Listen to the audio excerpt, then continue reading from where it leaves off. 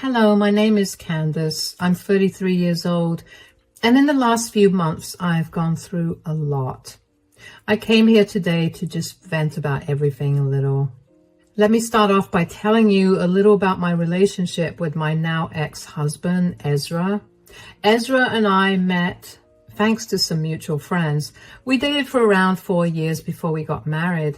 Ezra was generally a good guy. I will admit that in hindsight, there were many things that I should have considered alarming, but I loved him, so I overlooked them. The only time I did not like how Ezra behaved was when his sister Ruth was around.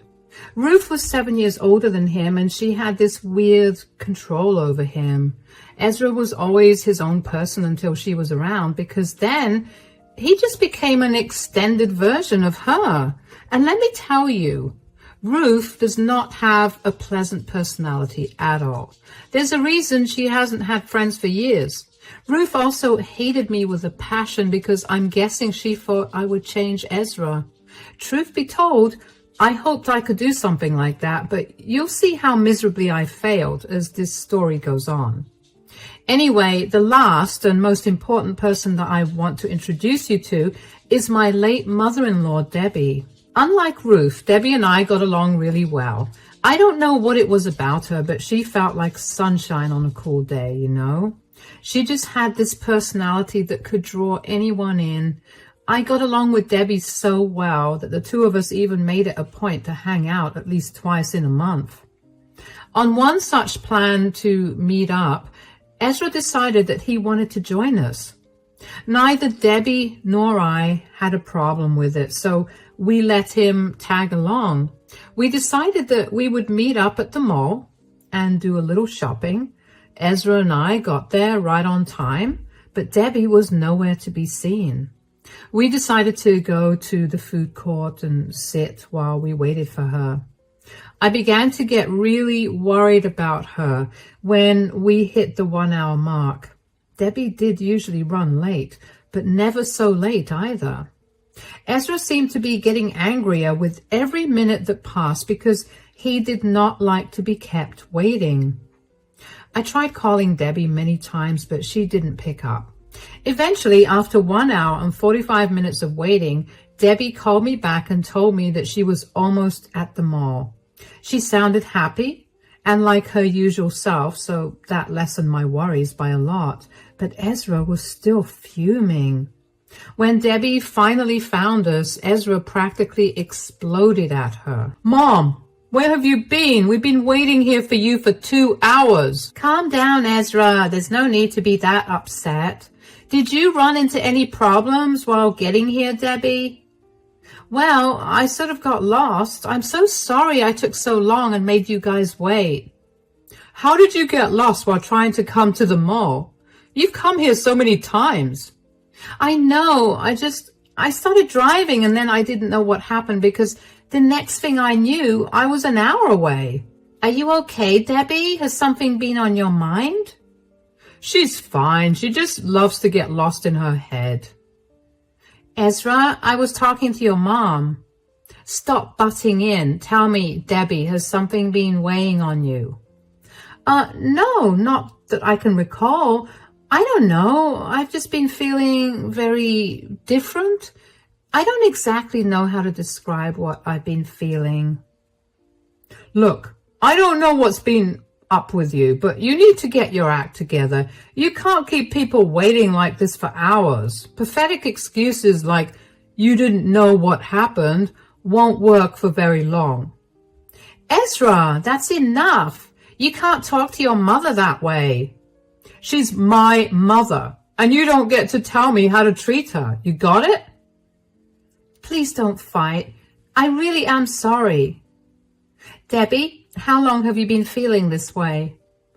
A few weeks now." "Have you been struggling with anything else?" "Not really. I mean, I've been a lot more irritable, but I'm trying my best to keep the irritation down at all times so I don't hurt anybody." "All right. I think we should visit the doctor about this." "The doctor? For what?" "These could be symptoms of something bigger." These are not symptoms. They're just her being more absent-minded than before. You think I want to be absent-minded? This is not fun for me at all. What happened to keeping your irritation down? Does that not apply to me? You've been nothing but mean to me since I got here. I think I'm allowed to be irritated with you. Okay, why don't we all calm down? Ezra, this isn't a decision for you to make at all. Debbie, do you want to go to the hospital? Do you really think I should go?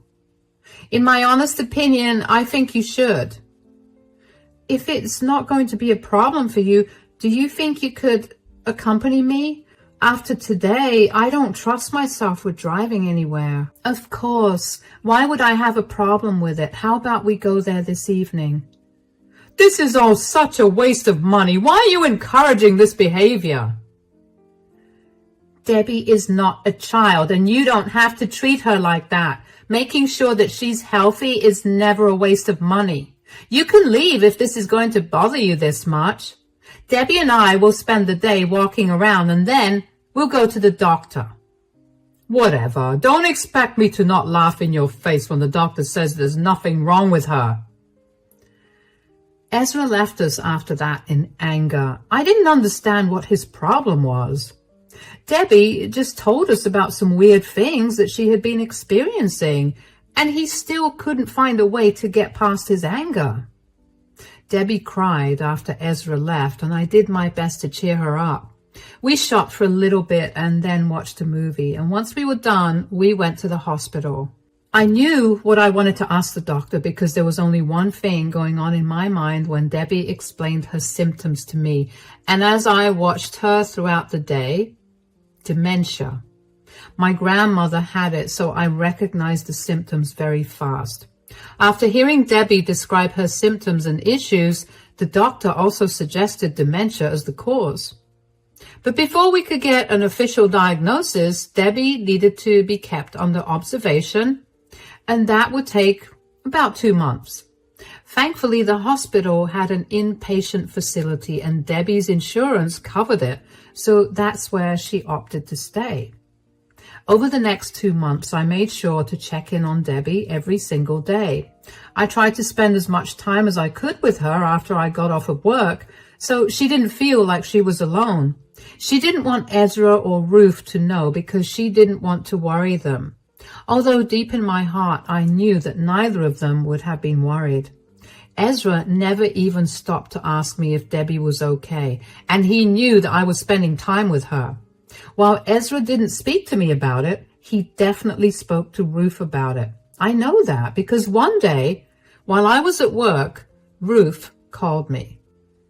So, Ezra's told me that you've been busy running our mom back and forth from the hospital over the past month. Yeah, she's been displaying some concerning symptoms, and I just wanted to make sure that she's all right. Don't you think it's a little weird, though? What are you talking about? I mean, she's not even your mother. Why are you working so hard to help her? Who cares if she's not my mother? She is a person in need, and since I can help her, I don't see why I shouldn't. What about Ezra? What about him? He's struggling at home, and you don't seem to be helping him out at all. What exactly is he struggling with? You're always out and about, and you haven't taken care of any of the chores in the past month. Poor Ezra is practically working himself to death at this point because he leaves work only to come home to more work. Excuse me, but what chores have I not done exactly? Because last I checked, I have been consistently cleaning the house, doing the laundry, and taking our dog on a walk. The only thing I haven't done is make food for us. So you admit that you're okay with Ezra starving himself, all because you want to be some good Samaritan? Ezra is a grown man who is capable of making his own food. Why are you talking to me about this anyway? If he has a problem with this, he can come and talk to me. You're never around to talk to. I'm just being a good sister. Great. And I'm being a good daughter-in-law to Debbie. The two of you should be happy that at least someone is taking care of her for you. Don't try to act like you're morally better than us. I am not trying to do anything. I'm only doing the right thing, and I don't want to hear a word of complaint from the two of you. Now, if you'll excuse me, I have to get back to my work. If it was the olden days, I would have slammed the phone down really hard, I swear. That's how annoyed I was at Ruth. If Ezra really had a problem with me, why was it so hard for him to talk to me? He could express everything else but his emotions regarding me, and I was getting real sick and tired of Ruth stepping in to do that for him.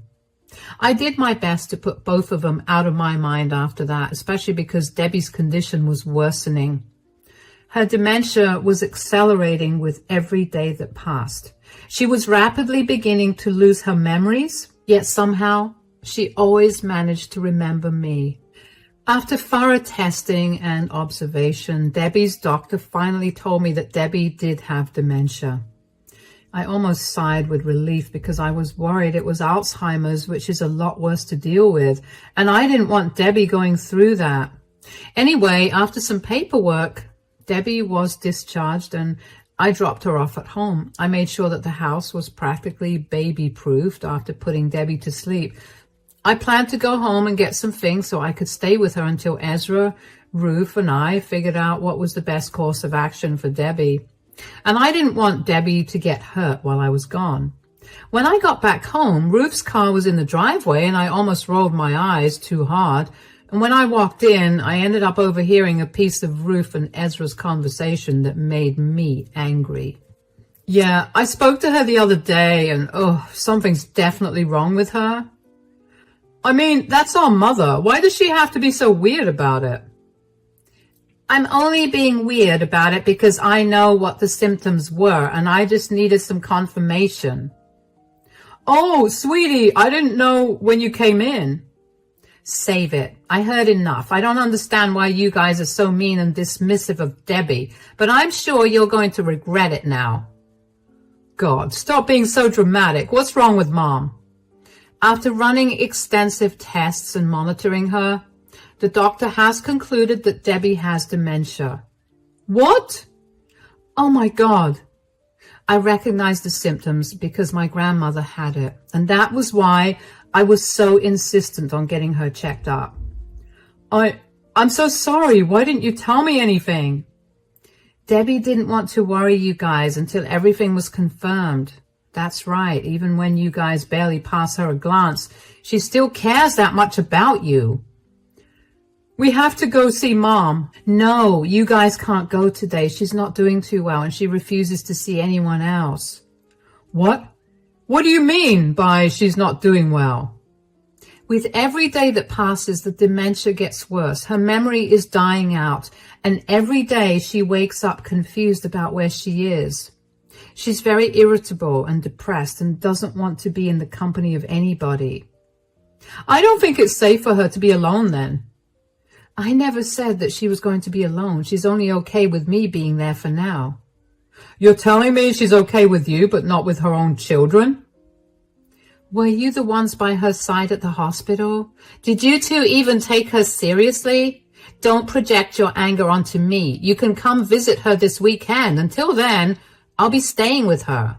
I practically sneered at them. I mean, was I exhausted? Absolutely. Juggling work and taking care of an elderly person was not easy. I didn't mind that, though, because at the end of the day, Debbie was getting treated right.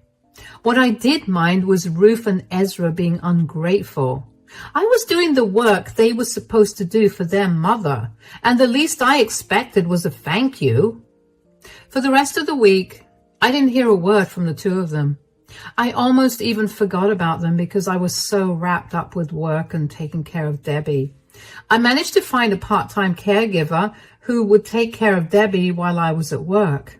It worked out well, and I had a little less to worry about. On that weekend, Ezra and Ruth showed up at the front door, and I was a little surprised to see them. I still greeted them warmly. Hi, guys, come in. You don't get to invite us into our own mother's house. Move. Oh, okay. You need to wait. You might startle Debbie. Let's all go together. Darling, I'm so sorry about... We can talk about this later. Why don't we go into the bedroom where Debbie is so you can spend time with her? Yeah, okay. Oh, also, Debbie is having a very hard time remembering things, especially people. So if she doesn't remember or recognize you two, don't be hurt. It's just the disease. Does she recognize you? On some days, but recently, not really. Then we have nothing to be hurt by. Let's go in. Hi, Mom. How are you doing? Mom? Who are you? I'm your son, Ezra. And I'm your daughter, Ruth. I'm your firstborn. I don't have any kids. You're trying to trick me. We're not. I promise we're your children. No, you're not. You're imposters trying to steal money from me. How did you even get into my house? Mom, you need to calm. Stop calling me Mom. I'm nobody's mother. Okay, you know what? I'll just escort them out. Why don't you get some rest? Debbie, come on, guys, let's go. I didn't want Debbie to be any more agitated. I can't even begin to imagine the kind of panic that would settle into me if two strangers told me that they were my children. While I was able to look at it from that point of view, Ruth and Ezra were not able to get past the fact that she simply did not remember them. Over the next 2 weeks, the two of them kept visiting Debbie and almost taunted her to remember them.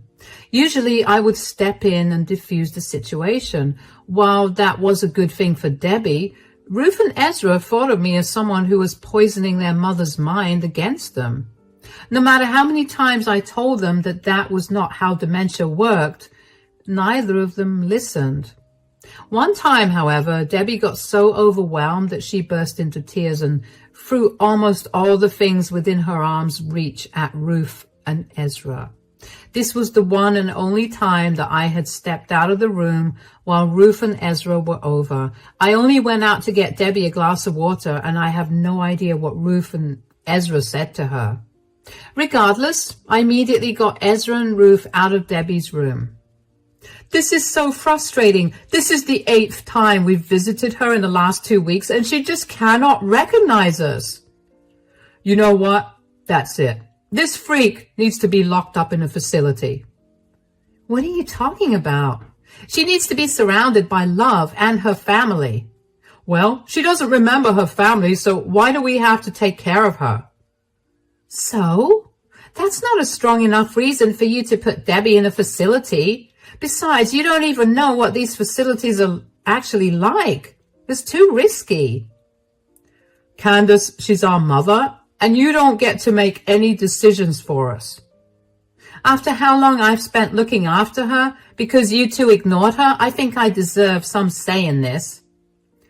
What do you propose we do? Deal with the humiliation of not being remembered by our own mother? Yes.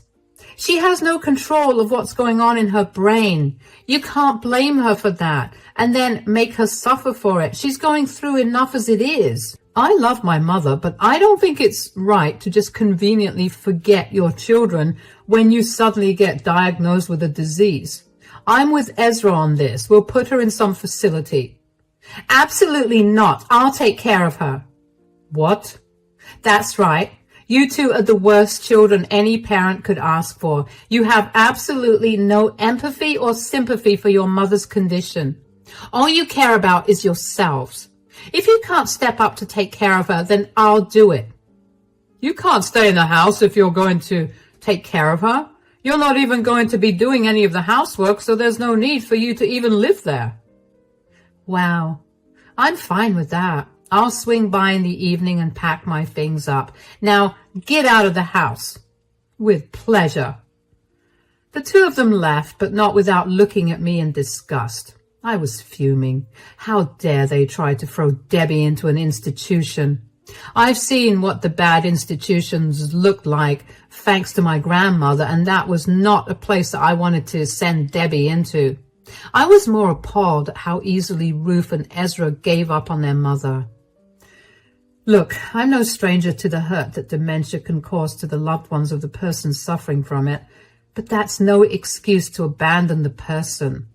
I couldn't understand why it was so hard for Ruth and Ezra to look past their own emotions and thoughts and instead think of their mother. I know that if it was my mother in Debbie's position, I'd have abandoned everything to be by her side. However, that experience with Ezra showed me a side of him that I knew I could never overlook. I overlooked a lot just because I loved him, but knowing that he was capable of abandoning somebody he loved was not something I was okay with. In the future, there may have come a time when I needed the same care as Debbie, and I know that there would be no use in hoping that Ezra would care for me. He'd shown me how easy it was for him to not care for someone. I knew I wanted to get a divorce from him, but I never had the time to do that. Thankfully, Ezra was on the same page and had already filed for divorce. The divorce was filed almost 2 weeks before he and Ruth last came over to Debbie's. Ezra just chose to give the papers to me after that visit. Anyway, we live in a no-fault state, so the divorce process was fairly simple to navigate. Aside from that, for the next week and a half, Debbie went almost nonverbal. The dementia was beginning to worsen, and there was nothing I could do for her but make sure that all her basic needs were met. Debbie barely acknowledged me, and she always seemed lost in her thoughts. I tried talking to her, but she got really startled, so I began introducing myself to her every time I had to talk to her. One morning, I entered her room to bring her her breakfast and introduce myself as usual. Good morning, Debbie. I'm Candace, your daughter-in-law, and I'm here to bring you your breakfast. Good morning, Candace. Why are you introducing yourself to me? I know you're my daughter-in-law. What? You don't possibly think I forgot about my darling daughter-in-law, did you? I thought you did. I will admit that my memory has been swinging between good and bad, but I have never once forgotten you. But when Ezra and Ruth were here the other day, you didn't remember me at all. Only because I somehow knew to act like I didn't know you. It was some sort of intuition. Even when I didn't remember them, I still felt like they were not good people. First of all, I'm so glad that your memory is back. Secondly, thank you for having my back. No, thank you for having my back. If it wasn't for you, I would be in some slimy facility where the only thing on my mind would be to pass away. Oh, you heard. Oh, yes, I did. Aside from finding out how uncaring my kids were and how amazing you are, I also realized the one thing that I need to do. What is it? I've realized that I need to alter my will and change who's going to inherit my assets after I go. I don't want either of those ungrateful brats to get anything from me. All right, are you going to donate all your money and assets? Not all of it. I'm going to give you 75% of it. Consider it a thank you for taking care of me this much. Debbie, there's no need. There's nothing you can say that will change my mind. I love you, and I'm so grateful I got to meet you. Now, go get me a lawyer before my memory slips again. All right. I love you too, and I'm so grateful that I got to be a part of your life too. It took everything in me to not bawl right then and there. I held myself together and called Debbie's family lawyer. Within the next 3 hours, they were done. Surprisingly, Debbie was back to her usual self, and I knew in my heart that her struggle was nearing its end. I didn't have much time with her, and I needed to make the most of it. Over the next few months, Debbie's memory went from amazing to really bad. She began to forget how to do basic things like swallow. Eating food would take hours, and most times she would misread how full she was. It was not easy watching Debbie deteriorate like that, but I knew that she needed all the love and patience I could give. Eventually, Debbie passed away because she caught a cold that her compromised immune system couldn't fight off. She fought hard against it, but the disease won instead, and I cannot begin to tell you how devastated I was after she passed. But I still couldn't break down. I had many things to do, like organize her funeral and tell everyone who knew her about her passing. I contacted Ezra and Ruth to tell them about the news, and they barely seemed upset. Even at Debbie's funeral and wake, they looked very disinterested. They were lucky I was mourning because, trust me, I would have confronted them about their lack of emotion, and I would have made a scene about it. While Debbie's death did not affect them in any way, something else did. If you guessed Debbie's will, you're right. A week after Debbie's funeral, Ruth and Ezra showed up at my door. "What did you do?" "You thief." "What are you guys talking about?" "Do you want to explain why Mom left almost all her inheritance to you and nothing to us?" "I'm going to guess, because I took care of her?" "That's a bold-faced lie. You manipulated her. You took advantage of her disease and made her sign over our inheritance to you." "First of all, I have no use for her money. I make more money than both of you combined. Secondly, if you want to contest the will, you can take it to court." "Of course we're going to contest the will. Why in the world would a mom not want her kids to have anything?" "Because she overheard you guys plotting to put her in some facility. She realized what monsters you two were and decided that she wanted nothing to do with you." "That's a load of nonsense. Mom didn't even remember us. How would she remember that we were supposed to be the inheritors of her assets?" "She had a few days where she remembered everything crystal clear, and that was when she edited her will." "I cannot believe that you're lying so well. You really have thought about this, haven't you?" "I have no reason to lie to you guys about anything. You two were terrible to your mother, and these are the consequences you have to face for it. I'll see you in court if you want, but right now I want to go take a nap. Goodbye." I slammed the door shut on their faces because I didn't think I'd have been able to contain all the anger I was feeling. The sheer audacity they had to show up and accuse me of stealing from someone who I cared about deeply and who I had to watch break down and become a shell of the person she used to be made me want to claw at their faces, or at the very least hurl as many insults as I could towards them. Of course, the two knuckleheads did contest the will. What they didn't know was that Debbie and I had anticipated this. So we filmed her altering the will. Before she made any changes to her will, I had the lawyer ask her questions that were based on her life, including Ezra and Ruth. I made sure that they were questions that I had no idea what the answers were, so there would be no question of me feeding the answers to her. It proved very well how her memory was working normally again. When the jury and judge saw the video, Ezra and Ruth had no case at all. They tried to fight it, but the judge was clear in his decision that there was no altercation made. Aside from that win, I could see Ezra and Ruth shrink with shame when Debbie narrated why she was not going to give them anything on the video. It must have embarrassed them a lot, and I hope it did, because that's the least that they deserve.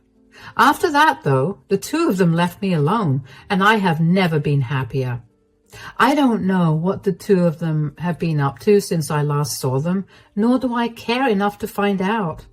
I know that Debbie was never my real mother, but taking care of her the last few months made me develop such a close bond with her that it feels like I've lost my own mother. I know that this whole experience has affected me and that I need to get therapy to sort through everything, so I've signed myself up for it. I start in 2 days, and I cannot wait to get all of this off my shoulders again. Thank you so much for listening to my story.